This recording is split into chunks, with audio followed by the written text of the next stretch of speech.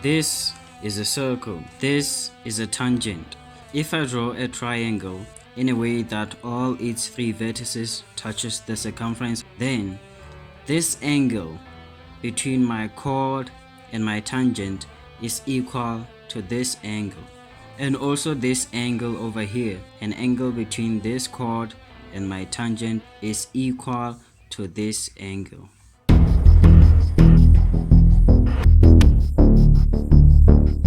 In this video, we are proving Theorem 9, which says that the angle between a tangent to a circle and a chord, the angle between a tangent of a circle and a chord is equal to the angle in the alternate segment. The angle between the tangent and a chord is equal to the angle in the alternate segment. So this is the Tan-chord theorem. We are given tangent ABC. O is the center, and we are required to prove that angle CBD,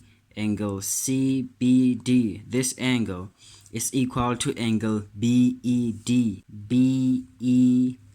this angle. We are required to prove that this angle between a chord and a tangent is equal to the angle in the alternate segment. Proof. Construction. We are going to join BO and produce it to N. Join BO and produce it to N. We use dotted lines for construction, so we just joined BO and now we are producing it to N. Now by doing this, we have created diameter BON.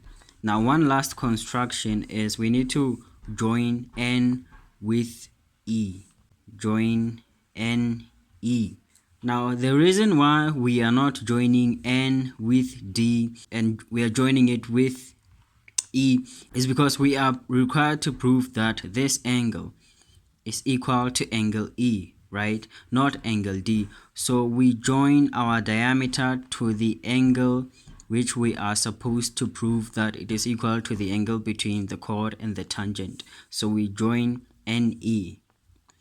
Now this creates angle E1 and angle E2. Also here we have created angle B1 and angle B2. Now in order for us to prove this theorem, we need to link angle B1 with angle B2 and link them to angle E1 and angle E2. Now how do we do that? Well, there's a theorem that states that whenever you have a diameter that subtends an angle to the circumference of the circle, then that angle is 90 degrees.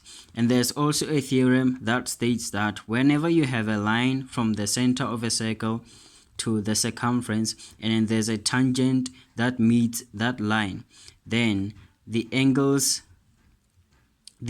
between that line and that tangent is also a 90 degrees. So the angle between a radius and a tangent is equal to 90 degrees.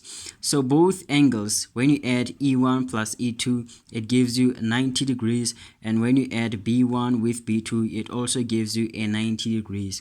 So 90 degrees is the link between these two angles. So we're going to use that link. Angle B1 plus angle B2, when you add them together, you get 90 degrees. Why? Because this radius is perpendicular to the tangent. So we have tangent perpendicular to radius. That's our reason. Then we move on to angle E now. You see, angle E1 plus angle E2 gives us 90 degrees. Now, which theorem did you use to deduce that when you add them, you get 90 degrees? That's the angle in the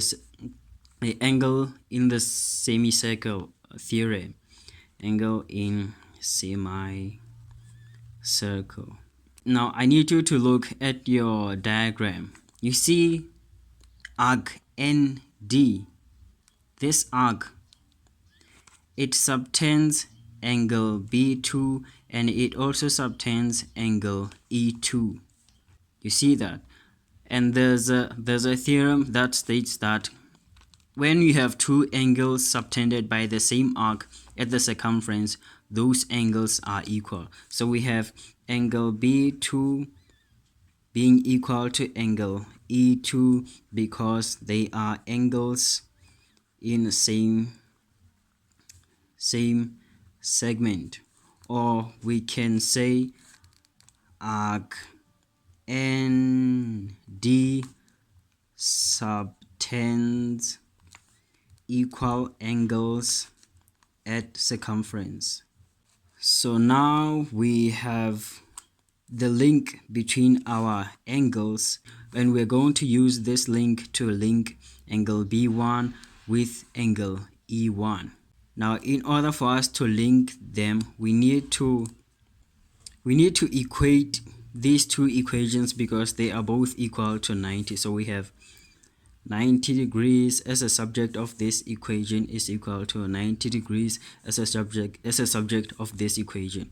Now the first 90 is equal to angle B1 plus angle B2. The second 90 is equal to angle E1 plus angle E2. But we have stated that angle B2 is equal to angle E2.